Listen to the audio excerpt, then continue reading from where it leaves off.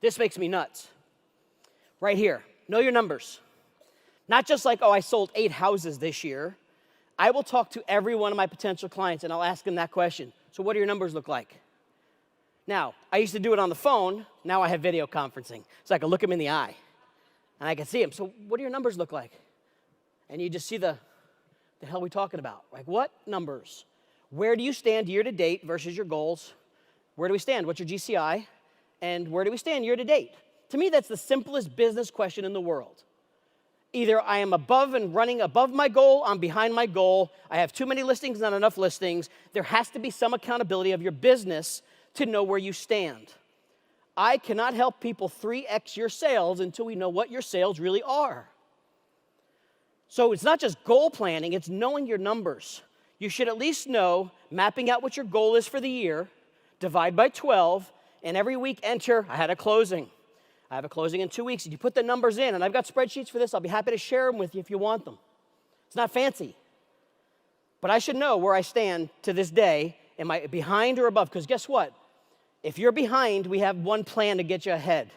If you're ahead, we now need to capitalize on that and figure out how to get you more and figure out next year's planning session. It's a business. Unfortunately, when we were in real estate school, they never taught us that. They just taught us how to, sell homes or show homes.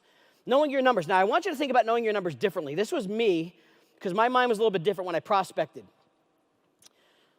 How many of you recognize that team? We are in New England. Come on. Imagine you showed up for the game and you're that one poor guy. Straight up, just you, against them. I am a Tom Brady fan, by the way. And I'll tell you why. Not just so much for football. I love people who excel at their jobs in ways that most people would never do. And I'm going to talk about him in a little bit. But first, we're talking about numbers, not just knowing yours now. Think about this. Who's your competition? What are their numbers? What do they look like? Do you sometimes compete? Now, some of you might be a team.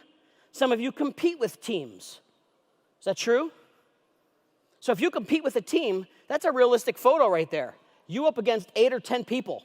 Because a team is consistent of people who are all filling in the gaps of other people's strengths. I wouldn't feel so comfortable if I was that guy.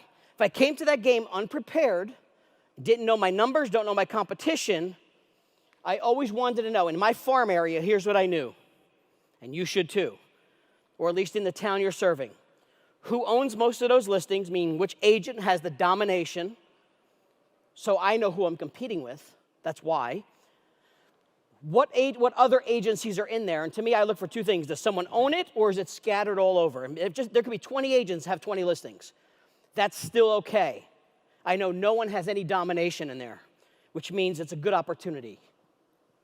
If someone has domination and owns 40% of the listings in my market, that's okay. I'm okay with that.